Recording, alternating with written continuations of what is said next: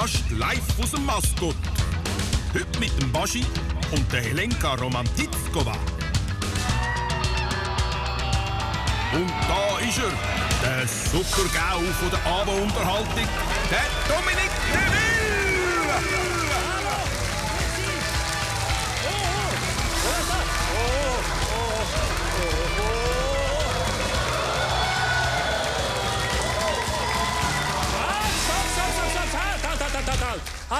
Halt!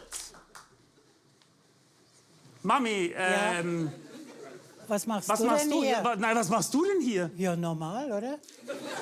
Da sollte eigentlich eine Ikone von der Kleinkunst sitzen. Das ist der Manuel Stahlberger. Und das jetzt aber ist eine Ikone von der Hündlerzunft. Das ist... ich will nicht verwirren, es ist meine Mutter, die dort sitzt. Kann ich, Regie, ganz schnell, bitte schön... ich muss schon wissen, wieso meine Mutter. Ich finde es jetzt ein bisschen schwierig. Da wir jetzt uns quasi beim Schweizer Volk vorstellen, macht es Sinn, dass man die Mami mitnimmt. Man nimmt ja immer mehr Mütter zum Vorstellungsgespräch mit. Also auch für die Sympathie. Ich persönlich finde es wichtig, dass ein Sidekick irgendetwas mit meiner Geschichte zu tun hat. Dass das jemand ist, wo ich ein bisschen, auch mich verständigen kann, wo ich eine Sympathie für ihn habe und er für mich auch. Ein Sidekick, wo ich auch vertraue und schon ein paar Sachen erlebt habe. Das ist meine Mutter, die da sitzt. Also nur ganz schnell, Mami, nichts gegen Ist so schlimm. Ich meine, sie kann ja nicht einmal Schweizerdeutsch. Weißt du, also die fängt es ja schon mal an. Es macht einfach wahnsinnig unsympathisch. Meine Mutter ist Deutsch, ich gebe es ganz offen zu. Jetzt ist es ertappt, jetzt ist es aussen. Weißt du, wo du herkommst? Nein. Ja, sag das mal. Traust dich nicht? Ja, wo komme ich her? Aus dem Heim komme ich. Ich habe ja meine Mutter ist jetzt, wie alt bist du? 83 oder irgendwie sowas. Mami, nein, jetzt mal ganz ehrlich. Ja. Wer passt auf die Kinder auf, wenn du hier bist? Einfach mal grundsätzlich. Passt du auf dich auf? Ja, auf meine Kinder. Eigentlich Na, du bist mein Kind. Ach komm, also bringen wir es ganz schnell hin. Die anderen Jetzt schnell sind heim, aber schauen, uninteressant. was die armen Kinder machen. Ja? Die sind beiden Hunden. Mami, wir machen jetzt einfach... Schön. Wir machen ganz schnell einfach weiter, als wäre nichts. Wir können uns einfach vorstellen, als wäre der Stahlberger. Ich finde, die Ähnlichkeit ist auch jetzt, Ja. eigentlich verblüffend. Gut, herzlich willkommen zu Deville Late Night. Heute ist ein guter Tag fürs Schweizer Fernsehen, weil ab heute haben wir 2 satirische Formate, die ausgestrahlt werden im Schweizer Fernsehen. Wöchentlich, ja. Immer am Freitagabend Deville Late Night und am Sonntag Glanz und Gloria Weekend. Und das ist natürlich schon etwas wahnsinnig Schönes wert. Ja, darf man mal klatschen. Bitte auch, wenn das Format... Wir nehmen Zuschauer, die es herkommen. Wahlen. Ja, es ist gewählt worden, es ist der Mann gewählt worden. Wo er nominiert worden ist, haben noch alle die Augen vertreibt und gesagt, mein Gott, ja, der hat doch keine Chance und so eine Witzfigur und das soll nicht. Und jetzt ist das Unglaubliche eingetroffen, er ist gewählt worden. Zack! Ich bin selber wirklich... Nein, nicht das, nicht das.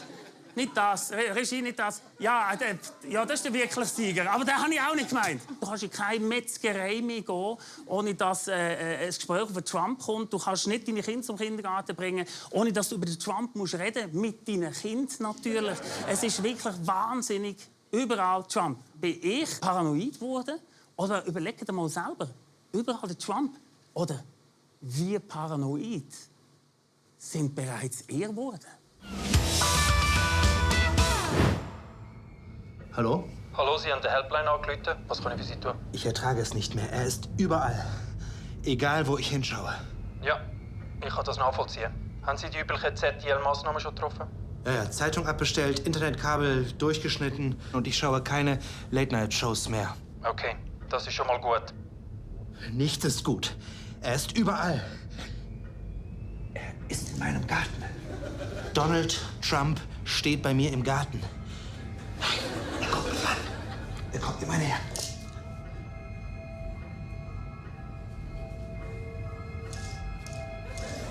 Er hat doch was Böses vor.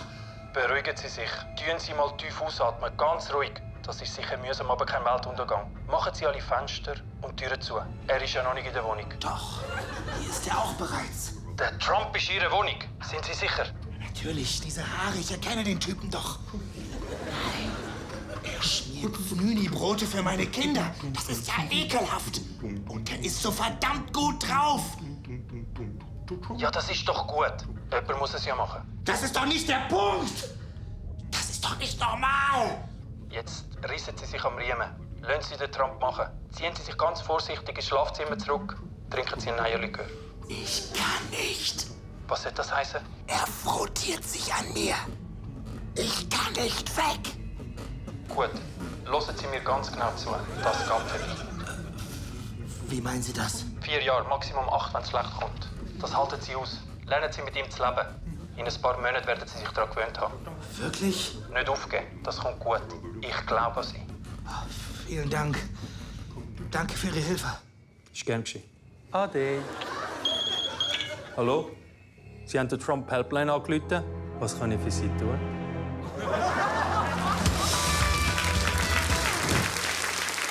Ist jetzt nicht gerade auch eine Abstimmung am nächsten Wochenende, wo wir über irgendetwas abstimmen, wo, wenn wir es falsch machen, könnte das sein, dass uns die Sache so hart Jahrmillionen frottiert, ja, dass es wirklich kein Entkommen gibt. Richtig, ich rede natürlich von der Abstimmung Ja zu einem geordneten Atomausstieg. Was soll man da sagen? Die armen alten Atomkraftwerke sind ja uralt. Da hinten haben wir ein Bild von Betznau. Das älteste Atomkraftwerk der Welt. Und das ist uralt. Und schaut, wie verzweifelt die beiden Türme sich hier gegenseitig anschauen. Mami, wie alt ist ein Atomkraftwerk Betznau in Hundejahren? Oh, 68. Was, 68 Jahre? Ja, älter wird ein Hund nicht. Ja, also wir können es nicht ganz genau sagen, wie alt so ein Kernkraftwerk ist. Das Betznau weiss man nicht ganz genau. Es ist aber sehr, sehr, sehr alt. Wir haben ja da zum Glück dank unseren weitreichenden Beziehungen fantastisches Bildmaterial aus dieser Zeit, dass man sieht, wie alt das ist. Ah, schau mal, uralt. Schau das an. Das ist Napoleon, der Karl dem Grossen Betznau erklärt. Ja, Entschuldigung. Ich finde auch Betznau... Guck mal, Mami, Betznau ist... Kann man das einmal vergrößern da hinten? Könnt ihr das vergrößern? Ist das möglich, Herr Schi? Das bist ja du. So alt ist Betznau. Unglaublich. So alt ist Betznau.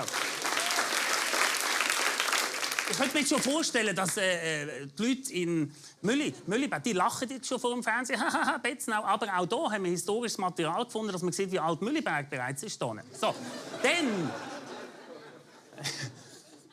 Gibt es ja so eine Charta. Es gibt ja so eine Charta, wo alle Atomkraftwerke, die aufgegangen sind, die müssen unterschreiben. Haben wir auch exklusives Bildmaterial von dieser Charta, die müssen unterschreiben. Das ist das.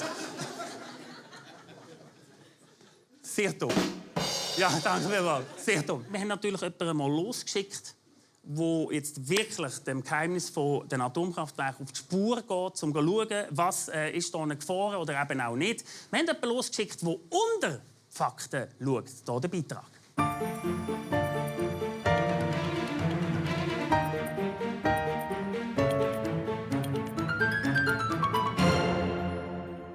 In der Schweiz haben wir 5 Kernkraftwerke. Das sind so viel wie Finger an einer Hand. Und jeder von diesen Fingern könnte böse ins Auge gehen. Aua. Die AKWs produzieren rund 40% vom Schweizer Strombedarf. Und das, obwohl sie alt und müde sind. Mühleberg hat sogar schon einen Riss im Mantel. Das macht Angst. Kann so ein Riss im Mantel zum Supergau führen? Wir haben jemanden gefragt, was es wissen muss. Ein Schneider.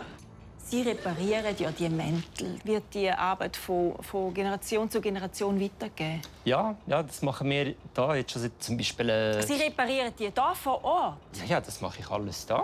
Wo wollte ich das sonst machen? Hier habe ich meine ganzen Maschinen, meine Utensilien, meine Nadeln, meine Fäden. Mit Nadeln und Fäden? Ja.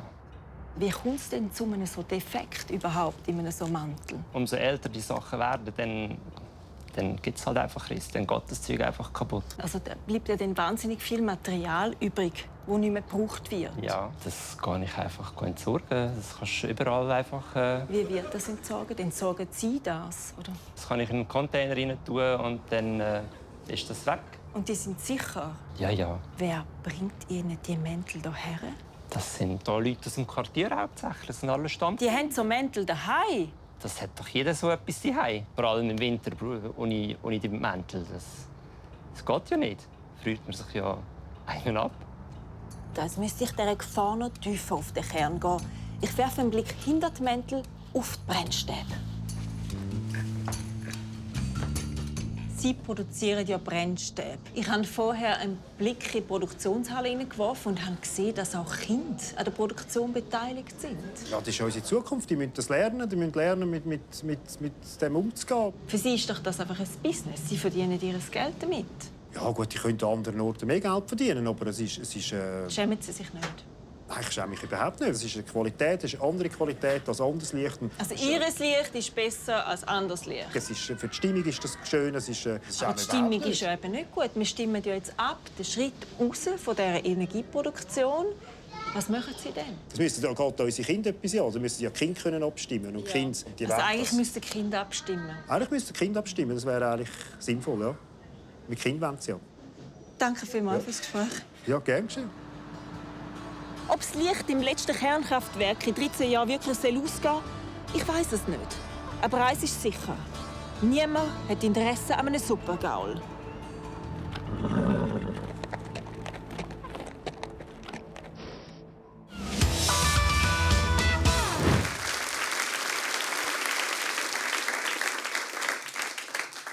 Das war unsere erste Expertin vom Abend. Und jetzt haben wir eben den Salat. Liebe Regie, normalerweise kommt jetzt ein zweiter Experte zu Wort. Unser Experte für alles, Manuel Stahlberger, wo ich mich persönlich und ganz viel hier innen immer ganz persönlich darauf freue, liebe Regie. Mami, jetzt bist du da. Zeichnest du uns jetzt auch was Schönes oder hast du irgendwas Nee, ich habe vorbereitet? ein Album mitgebracht aus deiner Jugend, beziehungsweise Frühjugend. Das, ja, ist gut, das will niemand sehen. Also gut, Regie, jetzt mal ganz ehrlich. Aber da bist du nackig. Ja, ist gut, ich verstehe schon. Ich kenne doch die Hälfte hier nackig, ist doch kein Problem. Ja, wir haben eine Grußbotschaft von Manuel aus dem Spital. Also gleich haben wir etwas vorbereitet. Ja. Also gut, bin ich gespannt. Grüezi miteinander. Man wünscht sich ja immer wieder, man hätte mehr Zeit, auch ich. Aber so habe ich mir es nicht vorgestellt. Die Tage hier im Spital gehen ewig lang. Immerhin, es gibt Leute, die an mich denken, die haben die Blumen bekommen und die Früchteschalen und auch von vielen Fernsehzuschauern Geschenke, die sie mir hierher geschickt haben. Zum Beispiel jemand hat mir aus dieser WC-Rolle extra für mich so einen Stiftehalter gebastelt. Jemand anders aus 3 WC-Rollen einen grösseren Stiftehalter. Denn sehr fest gefreut habe ich mich ab dieser Panflöte und ab dieser Krücke aus WC-Rollen.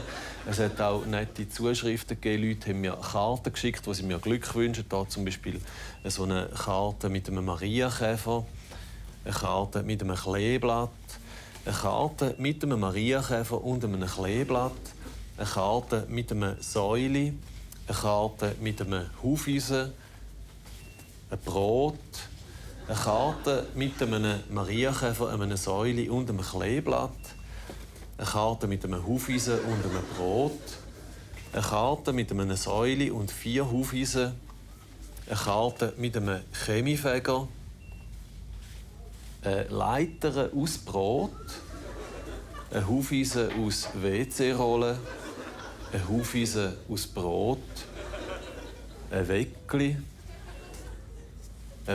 aus WC-Rollen, ein Feldstecher ebenfalls aus WC-Rollen, ein Feldstecher aus Brot, eine Panflöte auch aus Brot, ein Esspapier aus Karton, ein Schoki-Ess aus Hufeisen, ein Chemiefeger mit einem Schoki-Ess und einer Panflöte aus Brot und ein Stiftehalter aus Panflöte. Danke vielmals für die schönen Geschenke und damit zurück ins Maskott. Ade miteinander.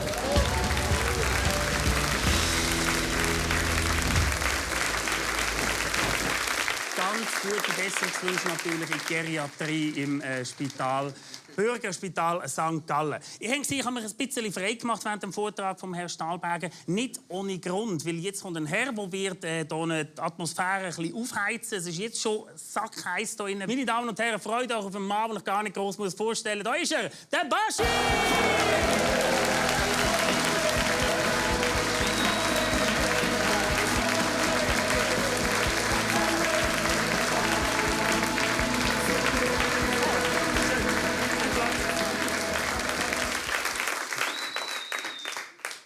Ach, Baschi, Wow. wunderbar bist du da. Ich freue Kannst du mich. mal begrüßen? Ja, ich bin wirklich zwischen jetzt meinen liebsten Menschen. Was sitze ich jetzt da? Nein, deine Mutter hat mich vorher Dominik, ich adoptieren. sehe ihn nicht. Geh mal ein bisschen zur Seite. Ja, das wird ein Problem für die Kameras. Ich bin ja Mann. wegen ihr eigentlich gekommen. Also. Du hast gar nicht gewusst, dass sie kommt. Hast du gewusst, dass sie Ja, kommt? sicher, wir telefonieren schon die ganze Woche. Mami, jetzt ganz ehrlich, bin ich der Sohn von Baschi? Unter uns. Nein, lass mal los. Baschi ist mein Stiefsohn. Ja. Gell, Baschi? Ja. Ja, auf jeden Fall. Baschi, darf ich auch mal eine Auf Frage dich. stellen? Oder ist Ja, es gleich? sicher. Man kann wirklich von der Musik halten, was man will. Bei mir jetzt? Baschi. Ja, auf Ja, jeden sicher, Fall. ja. Also, nein, das ist so. Es, ist wirklich, es fällt mir auf, die Diskrepanz. Weißt, wenn ich sage, hey, der Baschi kommt zu mir in die Sendung, dann sagt sie einer, hey, der Baschi ist im Fall voll sympathisch. Und dann denke ich so bei mir, wieso denn nicht? Ja. Und gleich irgendwie... Ich weiss, wenige, was die du deine meinst. Musik hören, ich kenne wenige, die deine Musik hören, Ich die kenne auch alle cool niemanden. finden. Ausser du, ich habe gesehen. Ja, du hast richtig. erzählt. Das ist schön, dass du mir den Link hier gibst zu dieser CD. Das ist eine CD, wo wir heute... Ja, mach's denn auf! Wo wir heute im Brocki gefunden haben. Ja, schau, die Zeiten haben sich geändert. Nein, das ist deine aktuelle CD. Ja, das ist auch schon ein Jahr alt. Ja. Gell? Kommt etwas Neues von Du dir? musst nicht so zittern. Ja, Entschuldigung, ich bin so aufgeregt. Kommt etwas Neues? Ja, ich bin am Schreiben, ich bin am Machen. Ich bringe ein kleines Buch raus. Nein, sag ich. Nein, aber jetzt bin ich total aus dem Konzept rausgegangen. Das war ein Witz. Nein, es ist ja immer jedes Jahr das gleiche Spiel. Ja. Mal in einer... Oh. Was, Baschi? Ja, Entschuldigung. Hat er einen Hund? Nö. Also früher hatte ich einen, ja. Nee, ich wollte nur fragen... Aber wieso? Ja, sonst wären wir mal... Weißt? Spazieren Ja. gegangen. Ja, logisch. Ja. Für das bist du bekannt. Finch. Das heisst, Baschi, der Schmusesänger. Und gleich wissen wir, oder weiss er aus Quellen, dass du auch ganz eine andere Seite hast. Wir haben hier ein geheimes Video zugesteckt bekommen von einem Freund von dir, der gesagt hat, zeig dir mal, das war nach einem Auftritt gewesen, der Baschi, schau mal, BAM! Hör das nochmal, BAM! Schau mal, die unglaubliche Destruktivität, die du da... Darf ich etwas sagen? Ja, das ist ja wie... Baschi, ehrlich? Bist Nein, eben, jetzt hast du ein völlig schlechtes Licht von mir. Ja. Das war nach einem Comedy-Auftritt. Also du hast Comedy gemacht? Ich habe Comedy gemacht. Das ist der Mutzenbecher dort hinten. Das ist auch, der kommt langsam, oder? Den kennt man schon ein bisschen.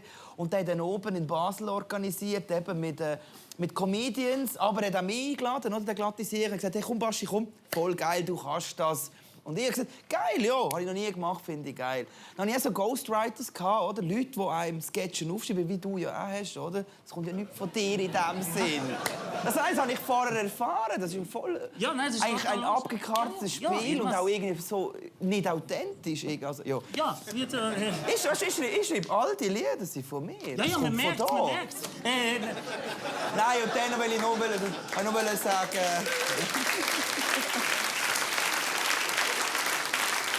Dann habe ich 10 Witze bekommen, die ich mir so vortrage und niemand hat gelacht. Und wegen dem bin ich natürlich hässlich und die Emotionen sind ein bisschen mit mir durchgegangen. Okay. Ich meine, ich kann keine Witze erfinden, das kann ich nicht. Das kannst ja nicht einmal du. Also, ja. Also... Nein, schau, Baschi, wenn du jetzt eine offene Konfrontation Nein, willst, können wir nein, natürlich machen. Nein, wir werden wirklich friedlich miteinander bleiben, das ist mir wichtig. Ich finde die cool. Wir könnten Brüder sein, nicht? Ja, ich merke es schon. Gell? Wir sind Brüder, oder? Ja. Gibst du dazu? Ja, eben, ja. sagt sie ja. Weil ich bin vorne oben gestanden, habe hier runtergeschaut auf die Bühne und habe gesehen, wie du actest mit der Kamera und reinschauen.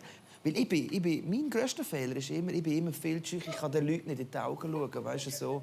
Oder beim Interview. Früher habe ich immer so gemacht, ja, nein, ist mega, wie es läuft, cool. Und weißt du, da bin ich da, oder? Ich kann, glaube viel mehr von dir lernen als du von mir. Du kannst Holz anlängen. Du bist auf dem richtigen Weg. Das ist eine sehr schöne Überleitung, die du mir gegeben hast, Baschi. Auf dem Weg sein. Wir haben jetzt auch hier auf unserer kleinen Bühne haben wir jemanden eingeladen. Vom Namen her können Sie auch irgendwo aus Tschernobyl her... ich weiß es nicht. Das ist ja auch ein Argument. Haben Sie 3 Brüste? Nein, aber das ist... Alles möglich. Bitte einen ganz schönen Applaus für die heutige Künstlerin hier auf der Bühne, Helenka Romantikova!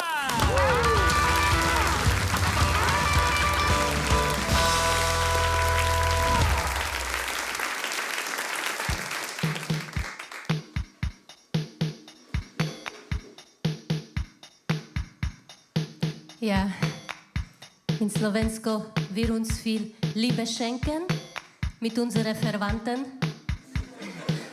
Meine Babitschka, sie oft mich küssen hier auf Wange, das oft Schmerzen, einen Stich, dann sich Flüssigkeit bilden. Ja, ich habe ein kleines Lied für meine Babitschka geschrieben.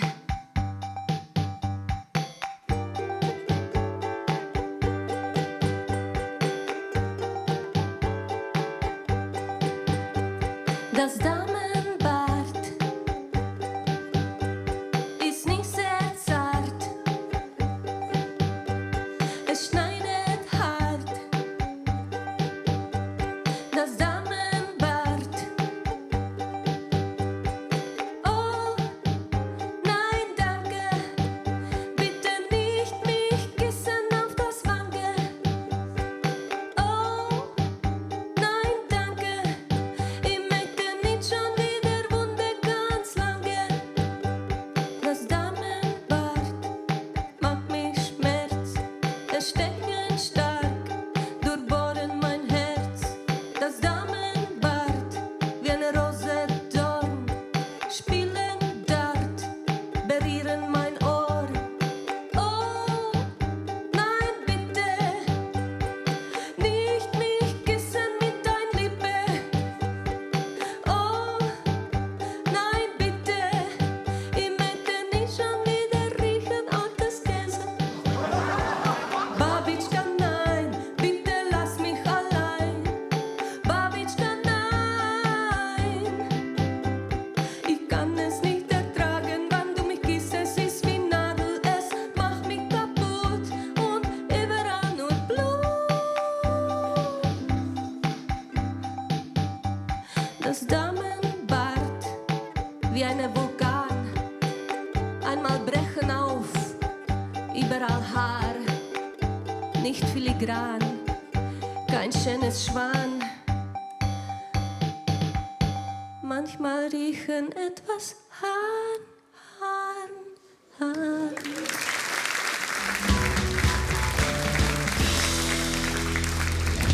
Ja, Helenka Romantikova ist das gesehen. Mega! Mega, oder? Mega, ja. Kann man buchen. Wir haben die Handynummer unten eingeblendet. Da könnt ihr Tag und Nacht anrufen. Und wirklich, man kann sie buchen für Hochzeiten, Beerdigungen und Beschneidungen. Steht sie parat. Und kann man machen. Jetzt habe ich das zugeschaut, Baschi, ganz ehrlich, wenn wir schon einen Sänger da haben, hätte ich Lust, ein Spiel zu machen, wo wir zusammen ein bisschen singen. Ich finde, wir sollten ein bisschen zusammen singen. Und wir werden nicht... Ja, hör jetzt mal auf mit dieser Zeit. Also gut, nehmen wir das Mikrofon. Ich habe ein tolles Spiel vorbereitet. Es heisst Lieder verderben. Ja? Da bin ich gerade der Richtige. Ein schönes Spiel, Lieder verderben. Nein, es geht darum, dass wir alle irgendwelche Ohrwürmer im Kopf haben, am Radio gehört, wo alle mitgrölen können. Man singt also so bedenkenlos mit. Und man weiss ja nicht, dass gewisse Lieder auch einen ganz düsteren, harten Hintergrund haben, einen fiesen Hintergrund. Und das machen wir jetzt mit dem Spiel. Wir fangen an mit dem ersten Song. Schaut mal, ich hätte hier eine Kamera rein. Das sind so Trauerkuverts. Das ist Foam Last Christmas. Ist das? Alright. Und das Publikum ist eingeladen. Ah. Oh yeah, yeah. Oh, yeah. Ah. 3, 2, 1, yes. Last Christmas I gave you my heart. And the very next day you gave it away. This year, to save me from tears, I give it to someone special. Alle jetzt! Last Christmas I gave you my heart, but the very next day you gave it away. Danke, sehr schön, sehr schön. Dankeschön, hey! Ich finde es wichtig, dass wir aufklären. Döbi Late Night ist auch eine Aufklärungssendung. Wie im Schweizer Fernsehen, trotz von Aufklärung, haben wir nicht auch den Bumsbus gehabt und die ganze Sache im Sommer. Und wir tun jetzt mit Was, Liedern. der Bumsbus? Ist gleich. Das schneiden wir raus. Das schneiden wir raus. Achtung, jetzt Baschi. Last Christmas heisst eigentlich Last Easter und war als Ostersong gedacht. Auf Druck der Plattenfirma mussten Wham ihn zum Weihnachtssong umschreiben. Wir können den Song nicht mehr hören, ohne dass wir an Ostern denken, im Schnee. Machen wir etwas happy. Nehmen wir etwas... Ja, komm, den lassen wir weg. Den wollte ich... Mami, magst du Rolling Stones? Ja, sicher. Eben, komm, den tun wir nicht. Den Brown Sugar, Brown Sugar tun wir nicht singen. Du kannst ja gar nicht Englisch. Ja, ich weiß es. So, schau jetzt mal hier hin. Vamos a la playa. Und der ist gut. Der ist, ja, der ist aber geil. Das ist der Move, da kann man wirklich richtig. Und los, bitte, komm da parat. Hey! Hey! Vamos a la playa. Oh, oh, oh. Vamos a la playa. Oh, oh, oh. Vamos a la playa. Oh, oh, oh. Vamos a la playa. Oh, oh, oh. Und wieder. Vamos a la playa. Oh, oh, oh. Und jetzt so. Schon etwas ein bisschen verraten. Was? Schon etwas ein bisschen vom Lied verraten. Vamos a la playa.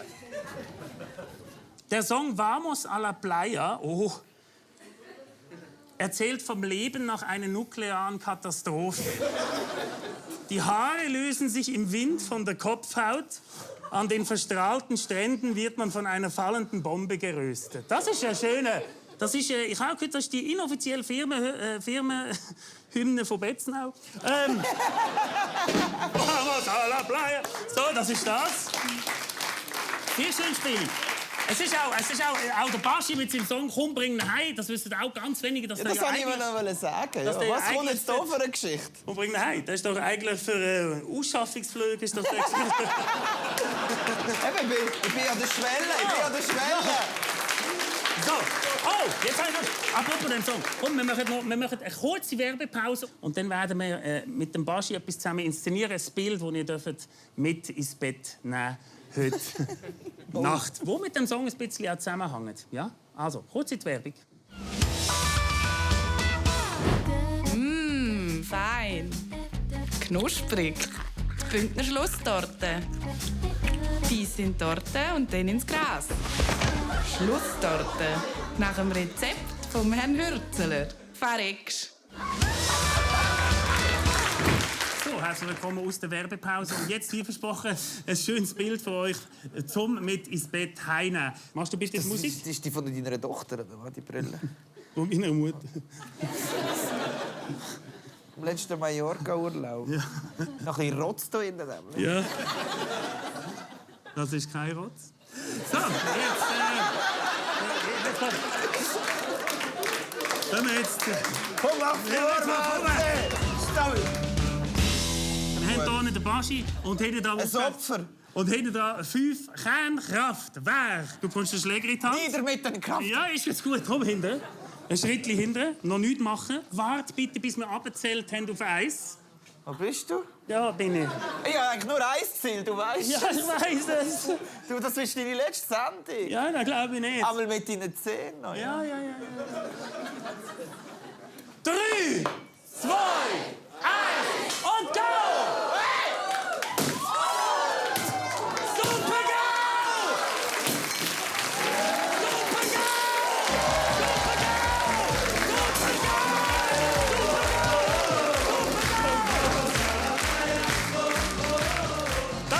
Von der Late Night, hier live für die Maskott mit dem Baschi, mit meiner Mutter und Helenka Romantikova. Ciao zusammen, merci vielmals, gute Nacht.